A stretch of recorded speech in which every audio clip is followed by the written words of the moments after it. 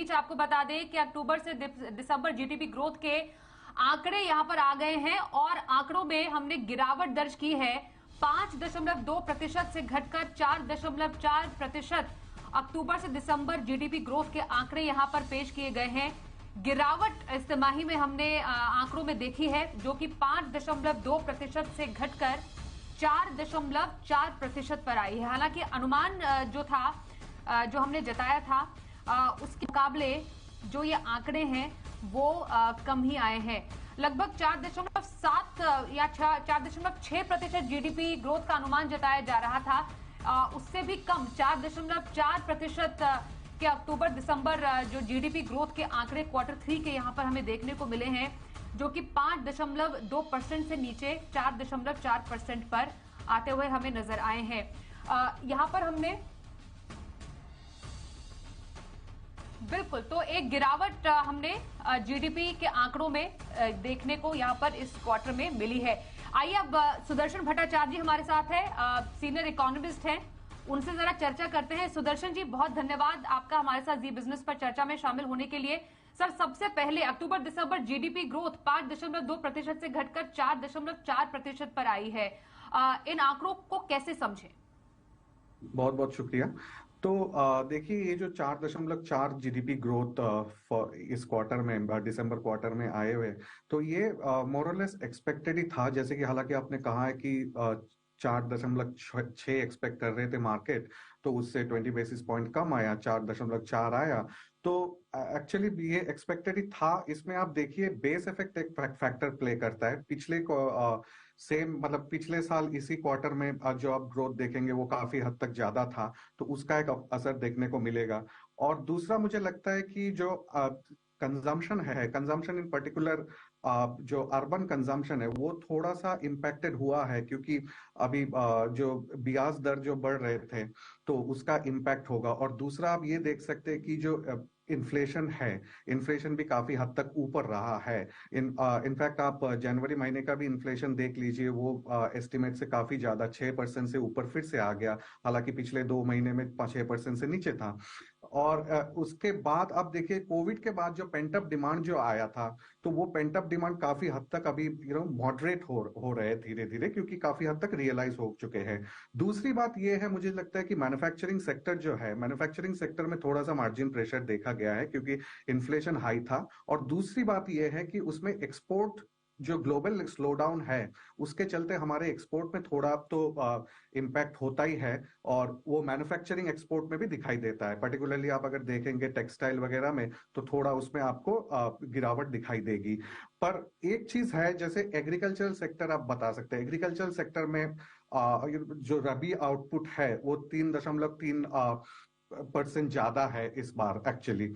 और agricultural sector काफी हद तक जो बरकरार रहेगा, उसका ग्रोथ मेंटेन करेगा, मोमेंटम जो है उसके चलते। फिर आप देखेंगे कंस्ट्रक्शन सेक्टर में, पर्टिकुलरली कंस्ट्रक्शन, जो हाउसिंग कंस्ट्रक्शन है, हाउसिंग सेल्स है, उसमें काफी हद तक ग्रोथ आई है। और दूसरा आप देखेंगे कि इन्वेस्टमेंट इज मतलब जो अभी ग्रोथ ड्राइवर होने वाला है, क्योंकि हमने देखा है कि बजट में गवर्नमेंट ऑफ इंडिया ने 10 लाख करोड़ रुपए की कैपेक्स घोषणा की है, जो कि अबाउट 3.3% जीडीपी के है। और इसके चलते, और प्राइवेट इन्वेस्टमेंट भी हम देख रहे हैं कि अभी धीरे धीरे कि उनको भी कॉन्फिडेंस आ रहा है और प्राइवेट इन्वेस्टमेंट इंक्रीज होगा। जैसे आप मैन्युफैक्चरिंग में कैपेसिटी यूटिलाइजेशन देखे आरबीआई का डेटा, तो वो लॉन्ग टर्म ट्रेंड से भी अभी ऊपर है इसके चलते। तो हालांकि ये तो एक्सपेक्टेड था इस क्वार्टर में, पर मुझे लगता है कि फॉर पूरे साल, that is financial year 2022-23, growth more or less 6.8 से 7% के बीच होगा। और अगले साल ग्रोथ हम लोग एक्सपेक्ट कर रहे हैं 6% के आसपास। जैसे जैसे डेटा सामने आ रहे हैं सर, उसमें जैसे पता चल रहा है माइनिंग सेक्टर ग्रोथ है वो 5.4% से घटकर 3.7% पर आई है। जीवीए ग्रोथ भी घटी है। कंस्ट्रक्शन सेक्टर ग्रोथ में हालांकि कंस्ट्रक्शन सेक्टर ग्रोथ बढ़ी है, 0.2% से बढ़कर 8.4% पर आई है। ये जो हमें फिलहाल आंकड़े देखने को मिल रहे हैं। हमने पिछले क्वार्टर में 6.3% देखी थी, जो कि जीडीपी ग्रोथ थी। पिछला जो पिछले साल का जो सेम क्वार्टर था 5.4% हमने देखा था जिस तरीके से जीडीपी ग्रोथ रही, और इस बार आपने बताया, जैसे आप बताए थे 4.4% हमने देखा है इस बार के जो आंकड़े सामने आए हैं। कैसे इसको समझे वे फॉरवर्ड, आगे चैलेंजेस फॉर द इकोनॉमीज के लहजे से, अगर हम ये तमाम आंकड़ों को अगर डिकोड करने की कोशिश करें? जी जी, देखिए, अगर डोमेस्टिक फैक्टर्स ले तो डोमेस्टिक फैक्टर्स तो काफी स्ट्रांग है हमारे हमारे जो इन्वेस्टमेंट, जैसे कि मैंने बताया आपको, पर्टिकुलरली अगर आप इसमें भी देखें मैन्युफैक्चरिंग सेक्टर में, एफएमसीजी सेक्टर, हालांकि मैन्युफैक्चरिंग सेक्टर का ग्रोथ थोड़ा धीमा हुआ है, पर आप देखेंगे एफएमसीजी जो कि फर्स्ट मूविंग कंज्यूमर गुड्स होता है, या आप जो इंफ्रास्ट्रक्चर लेड जो सेक्टर होते हैं जैसे स्टील और सीमेंट, उसमें आप देखेंगे कि काफी हद तक बढ़ोतरी हो रही है। और दूसरा कि अभी जीडीपी डेटा से पहले ही कोर इंडस्ट्री 8 जो हमारे कोर इंडस्ट्री है उसके डेटा है, उसमें आप देख सकते हैं जबरदस्त ग्रोथ है, 7.8% ग्रोथ है जनवरी महीने की। तो ये दिखाता है कि तो रिकवरी तो काफी हो रही है एक्चुअली। और दूसरी बात ये है कि आप देखेंगे कि अनएम्प्लॉयमेंट रेट जो है, पर्टिकुलरली जो अर्बन अनएम्प्लॉयमेंट रेट है, वो अभी धीरे धीरे घट रहा है एक्चुअली। तो उसके चलते जो थोड़ा, जो मैंने पहले बोला कि कंजम्पशन डिमांड जो है वो थोड़ा उसमें पिकअप अभी होना बाकी है। कारण ये है कि एक तो ब्याज दर ज्यादा है और दूसरा इन्फ्लेशन भी हाई है, तो ये इसके चलते। तो पर अभी जो लगता है कि ये आपका ये जो थोड़ा कम होने वाला है, ये जैसे मैं बोल रहा था कि इसमें बेसिकली पेंट अप डिमांड जो बेसिकली वो थोड़ा कम होने वाला है, तो उसमें थोड़ा इम्पैक्ट रहेगा। पर जैसे अनएम्प्लॉयमेंट रेट और जैसे आप रूरल वेज रेट, जो रूरल सेक्टर के फार्म वेज रेट देखेंगे वो बढ़ रहा है। और दूसरा है, एक चीज आप देखेंगे कि एग्रीकल्चरल आउटपुट, जैसे मैंने बताया कि काफी हद तक बेटर है, तो उसके चलते उसमें भी रूरल कंजम्पशन को बूस्ट मिलेगा। और दूसरा है कि देखिए, अभी एक्सपोर्ट से तो अपने को थोड़ा सा इम्पैक्ट होगा ही।